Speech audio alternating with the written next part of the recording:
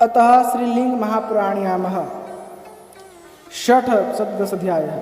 मिट्टी से लेकर रत्न तक बनने वाले शिवालय का वर्णन। ऋषि बोले, लिंग प्रतिष्ठा का पुण्य, लिंग की स्थापना के भेद हमने सुने। हे सूर्य जी, अब मिट्टी से लेकर रत्न तक के शिवालयों के बनाने का फल हमसे कहिए। सूर्य जी बोले, शिव जी का ईंट और लोहे आदि से मंदिर बनाकर भक्त रुद्रलोक को जाते हैं और जहाँ उनकी इंद्रादिक भी वंदना करते हैं। मिट्टी व बालू से बनाकर भी रुद्र को प्राप्त होते हैं। इसलिए भक्त को सर्व प्रकार से शिवालय बनाने चाहिए। कैलाश नाम वाले मंदिर को बनाकर कैलाश किसी शिखर वाले विमानों पर बैठकर भक्तजन महान आनंद को प्राप्त करते हैं। जो भक्त मंदिर नाम से शिवालय का निर्माण करते हैं वे मंदराचल के समान विमानों में बैठते हैं और देवता अप्सराओं के द्वारा पूजित होकर शिवलोक में सुख भोगते हैं तथा गणपतीय रूप को प्राप्त होते हैं। हे विप्र, सुवर्ण की शिलाओं से शिवालय बनाता है, वह रुद्र लोक में रुद्रों के साथ आनंद को प्राप्त होता है। जीर्ण, पतित और खंडित मंदिर का उद्धार करने वाला बनाने वाले से भी अधिक पुण्य को प्राप्त करता है। इससे हे ब्राह्मणों, भक्ति पूर्वक काष्ठ, ईंट, मिट्टी आदि से भी शिव का मंदिर बनाता है, वह शिवलोक को जाता है। जो मंदिर बनाने में असमर्थ हो वह शिव मंदिर की झाड़ू, बुहारी, पूतना, लिपना आदि कर स्वच्छ करने से उत्तम फल को प्राप्त पाता है। शिव नेत्र से आधे कोस की दूरी पर भी जो मनुष्य प्राणों का त्याग करता है वह हजारों चंद्रायण व्रतों की फल को प्राप्त करता है। जो श्री पर्वत पर प्राणों को त्यागता है वह शिव सायुज्य को प्राप्त होता है। जो पुरुष वाराणसी में, केदार में, प्रयाग में, कुरुक्षेत्र में प्राणों को त्यागता है वह मुक्ति को पाता है। प्रभास में, पुष्कर में, उज्जैन में, अमरेश्वर में मरकर प्राणी शिव को प्राप्त होता है। शिव क्षेत्र का दर्शन ही पुण्य देने वाला होता है। उससे 100 गुना स्पर्शन से फल होता है। जल से 100 गुना दूध का स्थान, दूध से 1000 गुना दही का, उससे 7 गुना मधु का तथा घी का स्नान शिवलिंगों को कराना तो अनंत गुना है। बावड़ी, कूप, तालाब जो तीर्थ कहलाते हैं उनमें स्नान करने वाला पुरुष ब्रह्महत्या आदि से छूट जाता है। प्रातः काल जो पुरुष शिवलिंग का दर्शन करता है वह उत्तम गति को प्राप्त करता है। मध्याह्न में दर्शन करने वाला उत्तम यज्ञों का फल पाता है तथा शाम के समय दर्शन भी उत्तम यज्ञों का फल प्रदान करने वाला है। इस प्रकार आदिदेव महादेव उत्पत्ति, प्रलय और संहार करने वाले हैं। सब सृष्टि की रचना शिव ही करते हैं। मोक्ष के साधन शिव ही हैं। शिव ही व्यक्त है और अव्यक्त है। ऐसे नित्य स्वरूप अचिंत्य प्रभु का अर्चन करना चाहिए। अतः श्रीलिंग महापुराणयामः सप्तदश अध्याय। वस्त्र के द्वारा छान कर शिव मंदिर के लेपन का वर्णन। सूर्य जी बोले, हे श्रेष्ठ मुनियों, वस्त्र में जल को छान कर शिव जी के मंदिर का लेपन करना चाहिए, अन्यथा सिद्धि नहीं होती है। जल तो सदा पवित्र होते ही हैं। वस्त्र, पुत और नंदी के जल विशेष पवित्र होते हैं। इसलिए सब देव कार्य पवित्र जल से करने चाहिए। सूक्ष्म जंतुओं से मिलने जल से जंतु हत्या करके जो जल प्राप्त होता है वह पवित्र होता है। लेपन में, मार्जन में, अग्नि जलाने में, पीसने में, जल ग्रहण करने में गृहस्थी को सदा हिंसा लगती है। सब प्राणियों का हिंसा परम धर्म है। इससे सदा वस्त्रपुत जल से कार्य करना चाहिए। मनुष्य को सदा कर्म, मन और वाणी से अहिंसक होना चाहिए। वेद पाठी ब्राह्मण को तीनों लोकों का दान करने पर जो फल मिलता है उससे करोड़ गुना फल अहिंसक को मिलता है। मन, वचन और शरीर से सब जंतुओं पर दया करते हैं वे पुत्र पौत्र सहित रुद्रलोक में बसते हैं। इससे वस्त्रपुत जल से शिव मंदिर को छिड़कना तथा स्नान करना चाहिए। त्रिलोकी को मारकर जो पाप होता है वह शिव मंदिर में एक ही जंतु को मारने के बराबर पाप समझना चाहिए। वस्त्रपुत जल से कार्य करना उचित है। ययाति क्षत्रियों को यथार्थ पशु की शिक्षा तथा दुष्टों की हिंसा कही है, परंतु ब्रह्मवादी योगी जनों को कुछ भी विहित अविहित नहीं है। इससे पाप में रत मनुष्य की भी हिंसा नहीं करनी चाहिए। स्त्रियों की भी हिंसा नहीं करनी चाहिए, चाहे वे मलिन ही क्यों न हो। जो मनुष्य वेद बाह्य है, पापी हैं, स्पर्श करने योग्य नहीं है, दर्शन योग्य नहीं है, उनको भी नहीं मारना चाहिए। उन्हें देखकर सूर्य का दर्शन करना चाहिए। जो सत्पुरुषों के संग से एक बार ही शिव का पूजन करता है वह शिव लोक को प्राप्त होता है। जो शिव की भक्ति से हीन पुरुष हैं वह निर्दय और दुखी होते हैं। जो देव शिव के भक्त हैं वे भाग्यवान हैं, वे सब भोगों को भोग कर मुक्त होते हैं। जो जन शिव में आसक्त हैं ऐसे भक्तों के संग से एक बार भी शिव में आसक्त हो जाए तो उसको परमेश्वर का लोक दूर नहीं है। अतः श्रीलिंग महापुराण्याम सप्तदशाध्याय संपूर्ण। अतः श्रीलिंग महापुराण्याम अष्टसप्तदशाध्याय। शिव की अर्चना विधि का वर्णन। ऋषि बोले, अल्प आयु वाले, अल्प पराक्रम वाले, मंद बुद्धि वाले मनुष्यों को महादेव का पूजन किस प्रकार करना चाहिए, क्योंकि हजारों वर्ष तक तपस्या करने वाले देवता भी शिव को नहीं देख पाते। तब हे सूत जी, किस प्रकार से उनका दर्शन करना चाहिए। सूत जी बोले, मुनीश्वरों, आपने ठीक कहा है, तो भी श्रद्धा से भगवान प्रकट होते हैं। भक्तिहीन पुरुष प्रसंग से शिव का पूजन करते हैं, उनको भावानुरूप फल मिलता है। झूठे मुख से शिव का पूजन करने वाला पुरुष पिशाच योनि को प्राप्त होता है, और संक्रुद्ध होकर जो पूजन करता है वो राक्षस होता है। अभक्ष का भक्षण करने वाला पूजक यक्ष योनि को प्राप्त होता है। गायत्री मंत्र द्वारा महादेव की पूजा करने वाला प्रजापति को प्राप्त होता है। श्रद्धा से एक बार भी शिव की पूजा करने वाला रुद्र के साथ क्रीड़ा करता रहता है। पीठ पर शिवलिंग की स्थापना करके पवित्र जल से स्नान कराना चाहिए। धर्म ज्ञान में आसन की कल्पना करके उस पर स्थापन करना चाहिए।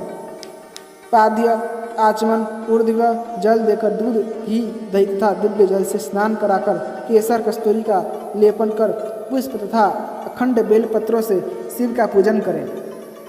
नाना प्रकार के कमल, कनेर, बकुल, चंपक आग के पुष्प आदि शिव को अर्पण करें। दही, भात, भोजन बनाकर भोग लगावे अथवा एक आथक तेल विशेष चावल बनाकर भगवान को भोग लगावे तथा बारंबार प्रणाम करके प्रदक्षिणा करें और पुनः प्रार्थना करें। इस प्रकार के पूजन विधि से महेश्वर प्रसन्न होते हैं। जिन वृक्षों के पत्र पुष्पादिक भगवान के पूजन में वृक्ष तथा गौ जिनका दूध भगवान की पूजा में आता है वे परम गति को प्राप्त होते हैं। जो शिव का इस प्रकार एक बार भी पूजन करता है वह शिव सायुज्य को प्राप्त होता है। पूजन किए हुए शिव का दर्शन करने वाला पुरुष भी सब पापों से छूट जाता है। जो शिवलिंग के सामने घी का दीपक जलाता है वह श्रेष्ठ गति को प्राप्त होता है। जो दीप, वृक्ष, दीपट, लकड़ी या मिट्टी का बनाकर उस पर दीपक जलाता है वह सैकड़ों कुलों के साथ शिवलोक में वास करता है। लोहे, पीतल, चांदी, सोने तथा तांबे का दीपक बनाकर शिव को प्रदान करता है वह हजारों चमकते हुए विमानों में बैठकर शिवलोक को जाता है। कार्तिक के महीने में जो घृत यानी घी का दीपक शिवालय में जलाता है तथा विधि पूर्वक शिव की पूजा करता है वह ब्रह्मलोक को प्राप्त करता है। जो रुद्र, गायत्री अथवा ओम मंत्र से आसनादि अर्पण करके शिव को स्नान कराकर पूजा करता है, दक्षिण भाग में ओम के द्वारा ब्रह्मा की पूजा तथा गायत्री से विष्णु की पूजा करता है तथा पंचाक्षर मंत्र या ओम से अग्नि में हवन करता है वह शिवलोक को प्राप्त करता है। इस प्रकार हे मुनियों, मैंने आप लोगों से संक्षेप में शिव की पूजन विधि कही जो स्वयं व्यास जी ने रुद्र के मुख से सुना था, सो मैंने कही है। अतः श्री लिंग महापुराण्याम अष्टदश अध्याय संपूर्णम। इसी के साथ श्री लिंग महापुराण के 76वें, 77वें, 78वें अध्याय का अंत हुआ। अतः श्रीलिंग महापुराण्याम 9 सप्तदश अध्याय। पाशुपत व्रत महात्म्य वर्णन।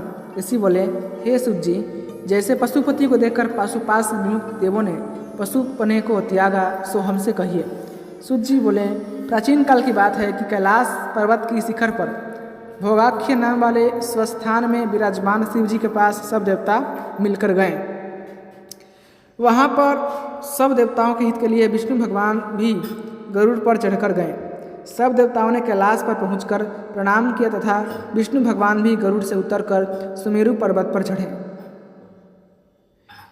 सुमेरु पर्वत कितना रम्य है उसकी शोभा को कहते हैं कि वह दुरित रहता है, वह दुरित रहित है तथा भोगों से युक्त है, अनेक मृग आदि से सेवित है, अनेकों नाग पुंगनाद वृक्षों से युक्त, भ्रामरों के गुंजार से युक्त, धव, सिदीर, पलाश, चंदनादि से युक्त बड़ा ही रमणीक है।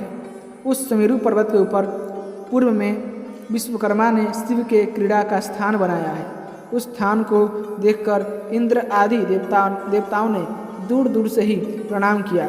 उसी समय देव महादेव ने अपने गणों और गणेश आदि के साथ कैलाश पर प्रवेश किया।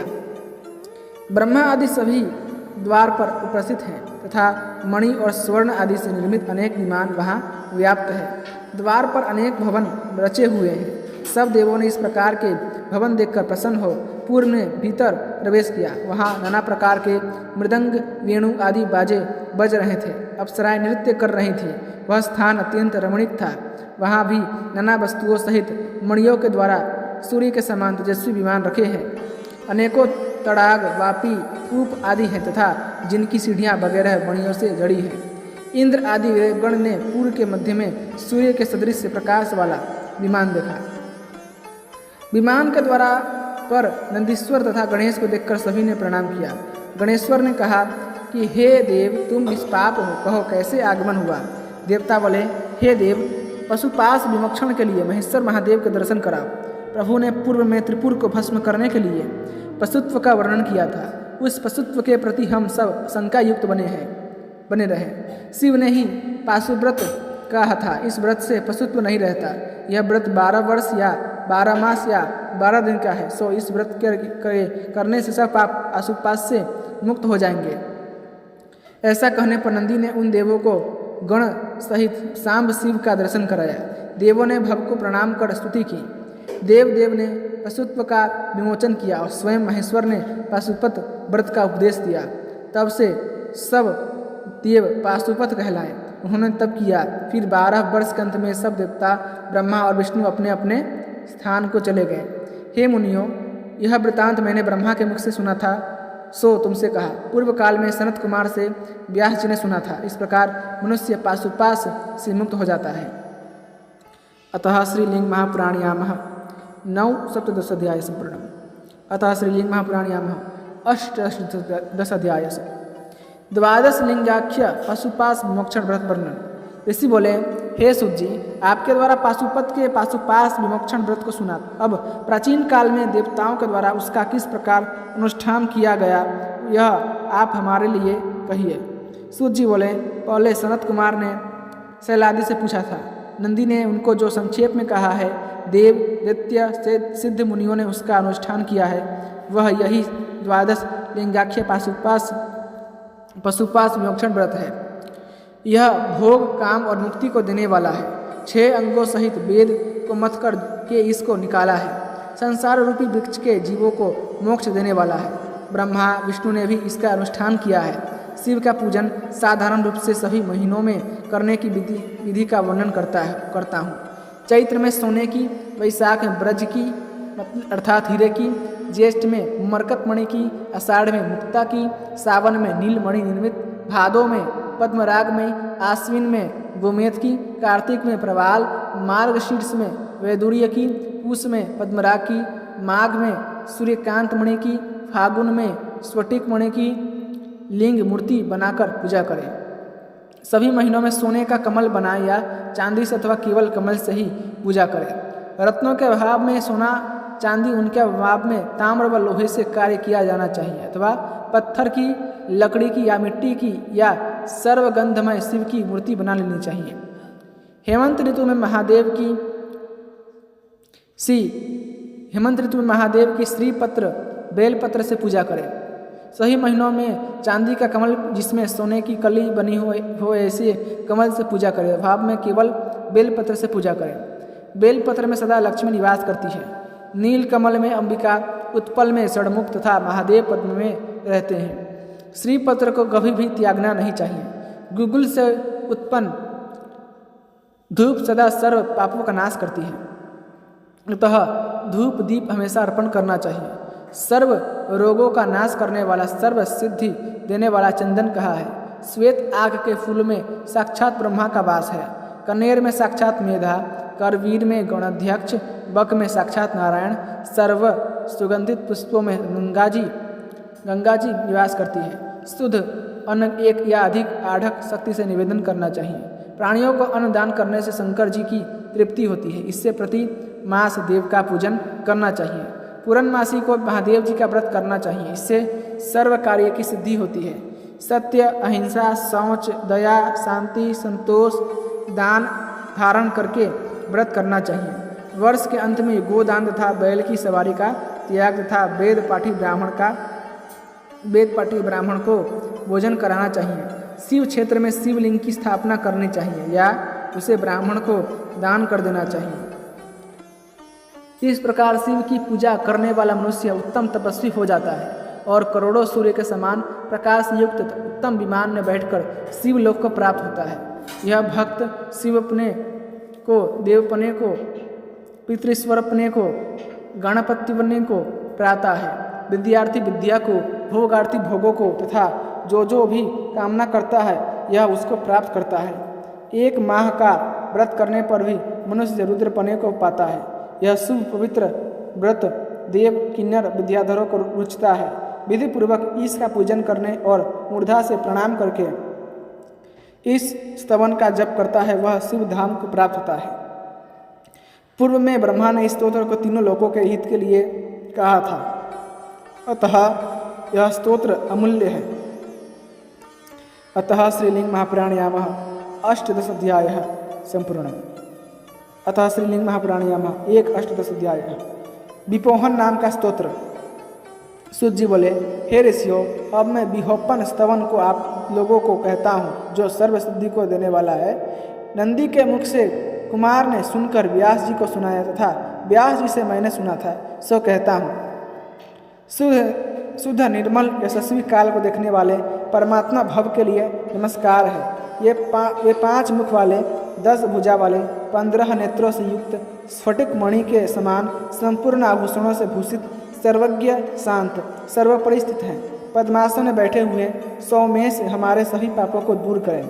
ईशान पुरुष अघोर वामदेव भगवान पापों को शीघ्र नाश करें। अनंत सर्व विद्याओं के ईश्वर, सर्वज्ञ, सब देने वाले ध्याननिष्ठ शिव जी मेरे पापों को दूर करें।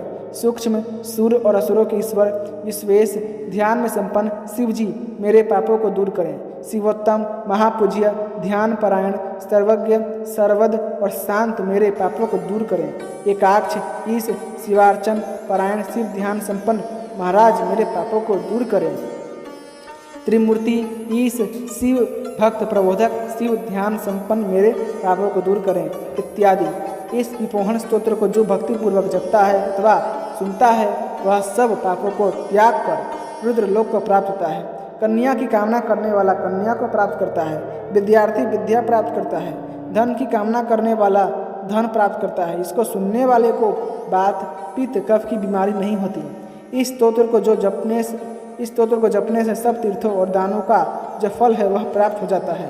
गौ घाती, ब्रह्म हत्यारा, शरणागत घाती, मित्रद्रोही, माता पिता का हत्यारा भी सब पापों को त्याग कर शिवलोक में पूजनीय होता है। अतः श्रीलिंग महापुराणयामः 1:18 अध्याय संपूर्णम। इसी के साथ श्रीलिंग महापुराण के 79वां, 80वां और 81वां अध्याय समाप्त हुआ। यदि आपको भगवान भव की ये कथाएं पसंद आती हैं तो कृपया करके वीडियो को लाइक करें, चैनल को सब्सक्राइब करें और अपने दोस्तों के साथ अवश्य शेयर कीजिएगा। धन्यवाद। जय श्रीमन्नारायण। ओम नमो नीलकंठाय।